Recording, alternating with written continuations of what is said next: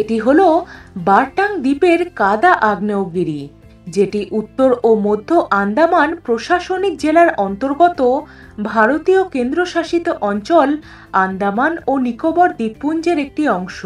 242.6 বর্গ কিলোমিটার বিস্তৃত আন্দামান সাগর সংলগ্ন বঙ্গোপসাগরের কাছে অবস্থিত এই দ্বীপটি তার প্রাকৃতিক বিস্ময়ের জন্য বিখ্যাত। চিত্তাকর্ষক চুনাপাথরের গুহা এবং ম্যানগ্রোভ খাড়ির অপরূপ প্রাকৃতিক সৌন্দর্য ছাড়াও এই দ্বীপের মূল আকর্ষণ হল কাদা আগ্নেয়গিরি, যেখানে মাটির তলার জৈব পদার্থ কাদা মাটি ছোট বড় বুদবুদ আকারে ওপরে উঠে আসে।